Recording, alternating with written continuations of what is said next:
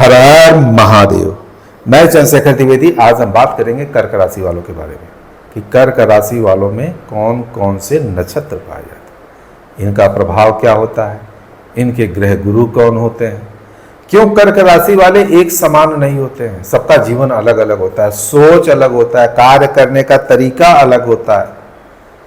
कोई अपने जीवन में सक्सेस रहता है, कोई स्ट्रगल करते रहता है, कोई कंफ्यूज रहता है क्या करें क्या ना करें। ऐसा क्यों होता है, इसके बारे में चर्चा करते हैं।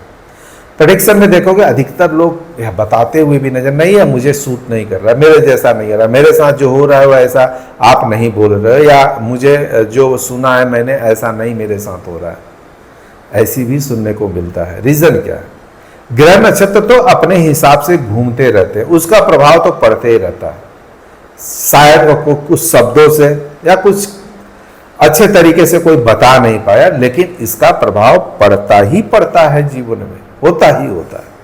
लेकिन हमारे जीवन में इसका क्यों प्रभाव नहीं पड़ता, यह कभी हमने सोचा ही नहीं है। इसका रीजन सिर्फ एक है कि नक्षत्रों का प्रभाव। इंसान अपने नक्षत्रों के हिसाब से जीवन में कार्य करे, जीवन में जो उसका उद्देश्य है उसको करे, तो निश्चय ही वह अपने हिसाब से जीवन जीते हुए नजर आएगा। कहीं न कहीं वो अपने जीवन में सेटिस्फाइड होते हुए भी नजर आएगा। लेकिन ऐसा नहीं होता है। बच्चा पैदा होता है, स्कूल भेज दिया जाता है, एक ही बुक, एक ही किताब, एक ही पेपर दिया जाता है। न जाने कितने बच्चे होंगे, एक ही समान, एक ही सिलेबस होता है। अब इसमें कुछ बच्चे फर्स्ट आते हैं, कुछ सेकेंड आते हैं, कुछ थर्ड आते हैं, कुछ फेल होते हैं, कुछ किसी तरीके से पास होते हैं। इसका मतलब यह नहीं है कि वह दिमाग से कमजोर, इसका मतलब यह है कि वह उसे मन से एक्सेप्ट नहीं कर पा रहा है, उस पर उसकी रुचि नहीं बढ़ रही है। क्यों रुचि नहीं बढ़ रही है?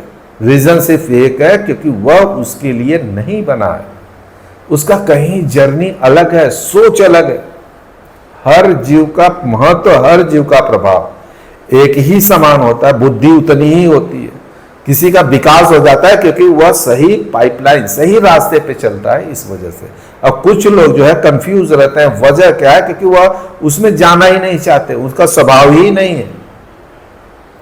तो ऐसे ही यह नक्षत्र डिसाइड करते हैं। पहले के लोग नक्षत्र के हिसाब से कार्य बांटते थे, कार्य करते थे, जीवन में अपने सुचारू रूप से चलते थे।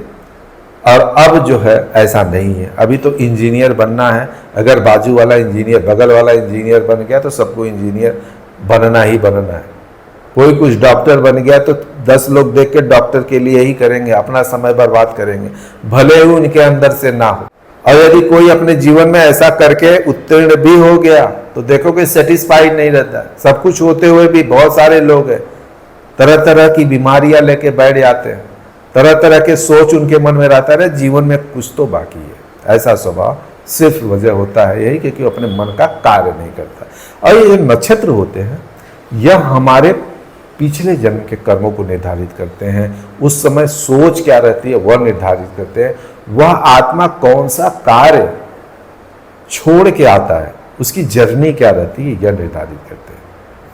शरीर बदल दिया लेकिन आत्मा तो नहीं बदलती ना। आत्मा फिर नया रूप लेती है, नया शरीर लेता है। अब वह उस हिसाब से यदि कार्य करते रहता है तो निश्चय वह अपने जीवन में सफल होता ही होता है। अन्यथा क्या रहता है? वह भटकते रहता है, परेशान रहता है, तरह तरह के परेशानियों से जूझता रहता है। जीवन जो होता है वह निर्धारित है, यह मान लीजिए, माने या मत मानो। जो जीवन में घटना है, जो जीवन में होना है, वह होके ही रहेगा। सिर्फ हमें यह प्रेडिक्शन जो होता है या जो बातें की जाती हैं, यह सिर्फ हमें आगाह किया जाता है। हम उसे सुधार सकते हैं, कम कर सकते हैं, बदल नहीं सकते। और जब हम नक्षत्रों के हिसाब से अपने जीवन में चलते रहते हैं तो वही हमारी साहस, वही हमारा उद्देश्य रहता है। हम बिगाड़ते नहीं हैं, उसी कार्य को आगे करते रहते हैं। यही नक्षत्रों का स्वभाव होता है। इसीलिए नक्षत्रों की गणना की गया है, एक कैलकुलेशन ऐसा बनाया गया है कि उस आत्मा को उसी तरीके से आगे चलना है। तो चलो हम बात करते हैं यहाँ पे कि ये तीनों नक्षत्रों के ग्रह स्वामी क्या कौन है और इसका हमारे जीवन पे प्रभाव क्या पड़ता है, और यह आत्मा का ऐसे नक्षत्र वालों का उद्देश्य क्या होता है। अब यहाँ पे हम पुनर्वसु की बात करें तो पुनर्वसु के जो ग्रह स्वामी है और बृहस्पति देव है। बृहस्पति देव एक ज्ञान के देवता, माने जाते हैं। यह सारे ग्रहों पे सबसे ऊपर माने जाते हैं। कोई भी ग्रह हो अपना दुष्परिणाम यदि देने के लिए तैयार है, और यदि बृहस्पति देव की दृष्टि पड़ गई या बृहस्पति देव उनके सामने आ जाते हैं तो उनका दुष्परिणाम वहां पे खत्म होते हुए भी नजर आता है, क्योंकि ज्ञान के देवता इनका मान सम्मान सब करते हुए नजर आते हैं। अब इसी बात को किसी की पर्सनालिटी में डालिए, या आप खुद पुनर्वसु वाले हो तो यही पर्सनालिटी में डालिए। ऐसे व्यक्ति ये ज्ञान की बातें करें, ऐसे व्यक्ति यदि ज्ञान के क्षेत्र में रहें तो इनका मान सम्मान, इनकी पर्सनालिटी डेवलप होते हुए नजर आती है। इस आत्मा का जो पुनर्वसु में जन्म लिया है उसका उद्देश्य ही यही होता है, ज्ञान की क्षेत्र की बात, ज्ञान के क्षेत्र में काम करना, ज्ञान की बातें करना, आध्यात्म के प्रति जागरूक रहना, आध्यात्म की बातें करना इनका स्वभाव होता है। समाज में एक अपना अस्तित्व कायम करना इनका स्वभाव होता है, अस्तित्व कायम भी होता है।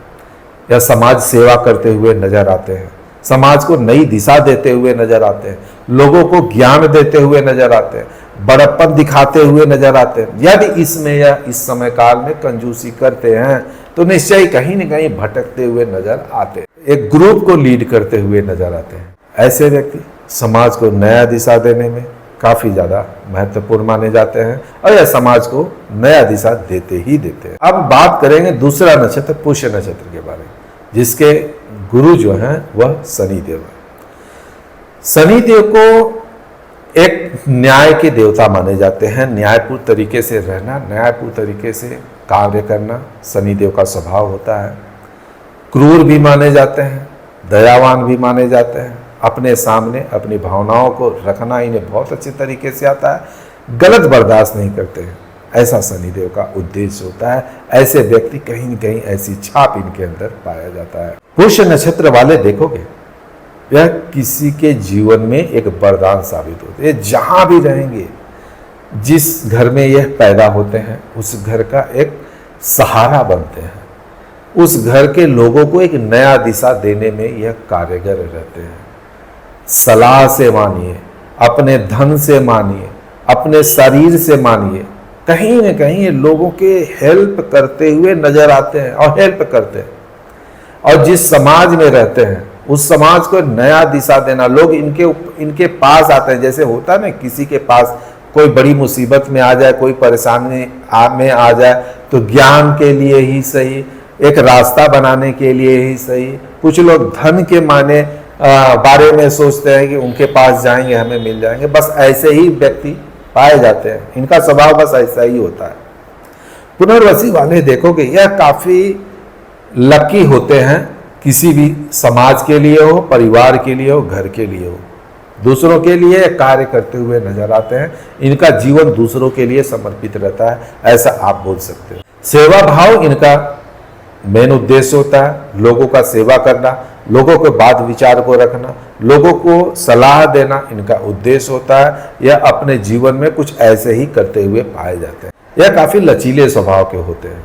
मान सम्मान देना और मान सम्मान पाना इनका स्वभाव होता है। पुष्य नक्षत्र में सोना चांदी, जगह जमीन, गाड़ी खरीदना एक शुभ माना जाता है। अब बात करते हैं तीसरे नक्षत्र के बारे में, जो अश्लेषा नक्षत्र आता है। अश्लेषा नक्षत्र की यदि बात करें तो इसके गृह गुरु जो है बुध देव है। बुध देव को बुद्धि का देवता माना जाता है, चंचल स्वभाव होता है बुध देव का। यह जहां देखो तहां बुद्धि लगाते हुए नजर आएंगे, अपने कार्य को बुद्धि से ही करते हुए नजर आएंगे। यह मेहनती नहीं होते हैं, इनका यही स्वभाव होता है। एक से अधिक कार्य करना इनका स्वभाव होता है, एक कार्य को कुछ ज्यादा दिन तक नहीं करते हैं, इनका यह स्वभाव होता है। लेकिन यह अपने बुद्धि से अपने जीवन को एक नई दिशा देने में कारगर होते हैं। एक नया मुकाम पे बैठना इनका स्वभाव होता है और बैठ के ही रहते हैं। ज्ञान देना, लोग को अपने बुद्धि के द्वारा एक नया सलाह मशवरा देना इनका स्वभाव होता है और ये अपने जीवन में ऐसा ही करते हुए पाए जाते हैं।